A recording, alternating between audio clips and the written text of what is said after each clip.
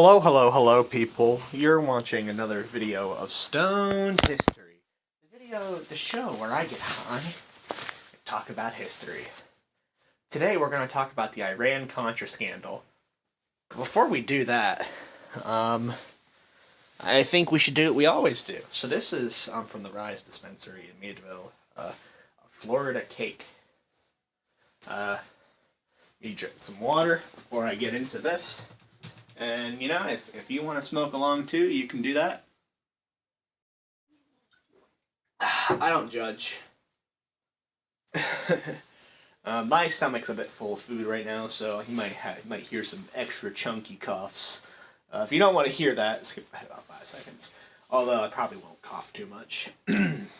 Oh. Alrighty, guys. Before I take this rip, just thank you for watching, as always. If you like this video, smash that like button. You know what's up. I hate begging, but, you know, you are watching my video. The like does help a lot. If you want some historical suggestions for me to talk about, comment that shit. And if I read the comment and I like the comment, you know, maybe I'll make a video on the piece of history that you want me to talk about. My name is Tanner, you're watching Slama Show. Let's get into this.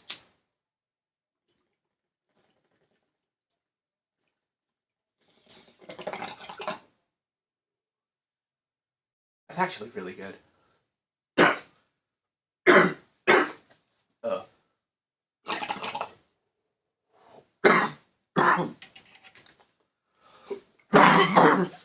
Ooh. I'm not as bad as the usual.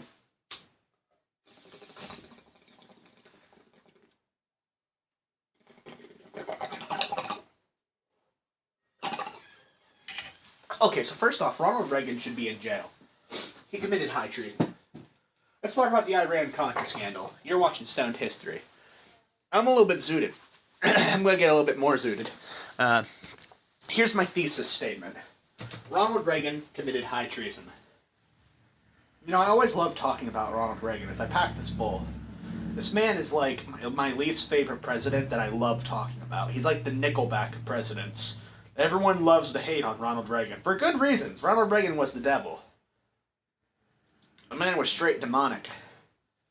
But we're going to talk about one adventure, particularly in Reagan land. So, I'm going to take one more rip, finish this bowl, and then I'm going to get into the actual education of today.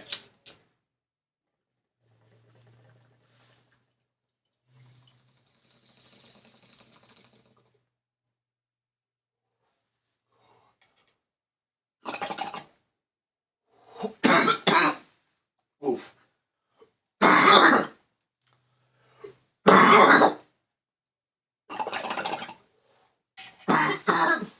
Alright, so let's set the scene. It's the 1980s. Cold War is raging on like never before. Essentially, America is trying to see how fast it can go to war with the Soviet Union. And this results in a lot of proxy wars. Korea, Vietnam, Cambodia, Laos, a bunch of other countries. This particular country, Nicaragua. There's a civil war going on in Nicaragua. A revolution, actually. It's a revolution going on in Nicaragua. Beautiful, beautiful time to be in Nicaragua. Actually, no, it's an awful time. So, essentially, you have Sandinistas. Sandinistas are the pro-revolution socialist army that is doing the revolution. They're overthrowing the awful government that Nicaragua had. Here's the thing about Latin American governments. Pretty much, they all suck. They all suck. They're all, like, super authoritarian dictatorships, or they're just now becoming liberal democracies. A lot of people get mad at, like, Latin American countries for doing, like, socialist revolutions. You have to understand, for the past, like, 100 guerrillion years in, like, the average Latin American country, you lived under a dictator, so you have to understand why people would want to revolt, right? Sandinistas are no different. Sandinistas doing a revolution in Nicaragua. However, there's this other group, which are the real main characters of the Iran-Contra scandal, the Contras. Who are the Contras? They're the counter-revolutionaries. Essentially, they were right-wing death squads that were fighting against the Sandinistas to protect the interests of the powers that be. So, where does Ronald Reagan fall into all of this? Well, essentially, Reagan decided that he wanted to help Nicaragua.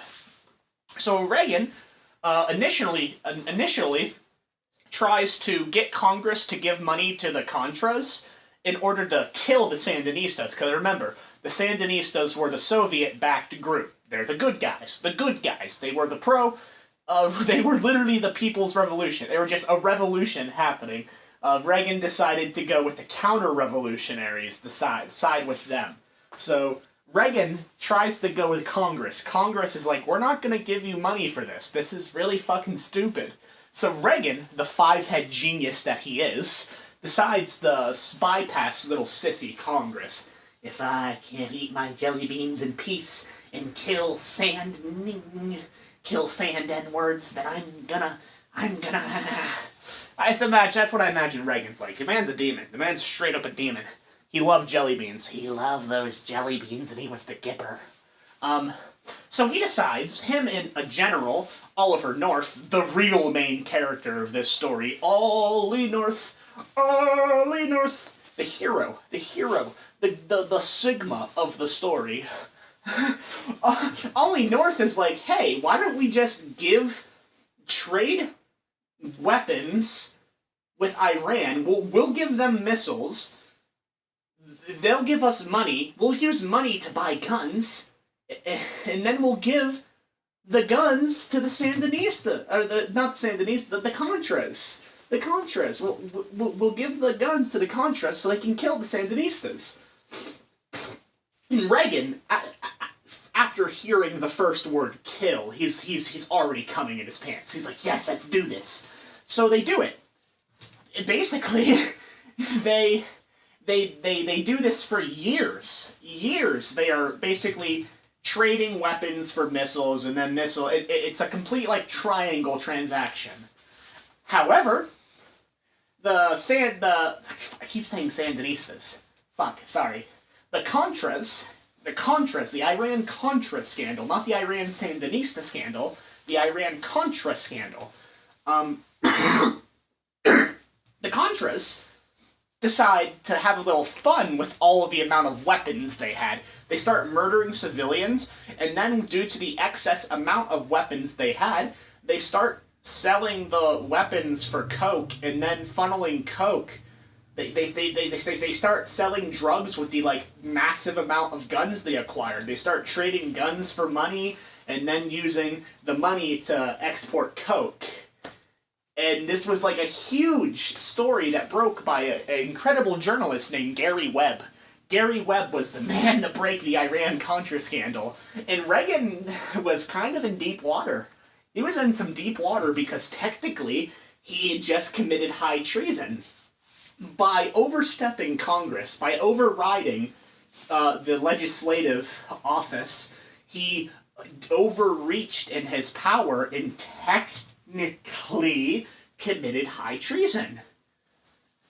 But if you ask Stan Smith of American Dad, it was totally justified, because Reagan is God. Unironically what people think, though.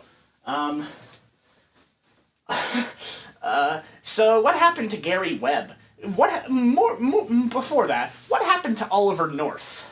And what happened to the Iran-Contra scandal? Well, nothing happened. There was a few committee meetings held. Reagan was basically said that Ronald Reagan had so much cognitive decline that he could not be held accountable for his actions. He couldn't be held accountable. So Reagan got off scot-free. Oliver North got off scot-free because his assistant, a woman by the name of Fawn Hall, shredded up the documents, so we don't really know the full extent of what Oliver North did, except for Webb's original report. So Oliver North got off scot-free. Oliver North went on to have a very successful career. Oliver North went on to be like a chairperson of the National Rifle Association, a New York Times best-selling author, and furthermore, Oliver North went on to be like a main co-anchor on Fox News in the early 2000s. He was like a major Fox News anchor for like a decade. Now, what happened to Gary Webb, the hero of the story who leaked the documents? Well, Gary Webb's life does not end well, unfortunately. See, Gary Webb died mysteriously, very mysteriously. In fact, when they did Gary Webb's autopsy, the I think he died in LA. I'm going to say LA coroner just for the sake of the city that he died in. I can't remember, but let's say LA, you know? Could be. The city coroner, when they did the autopsy, the county coroner, decided his death couldn't have been a suicide. He was found dead one day, just dead with what appeared to be a suicide. It appeared to be a gunshot wound. A suicide, it was determined. The coroner, though, had some dissenting opinions, because the wounds acquired by Gary Webb were 2 bullets to the back of the head. You know, there's often a joke that, like, you know, it's the CIA Excellence in Journalism Award, and it's just like a bullet, a fucking bullet.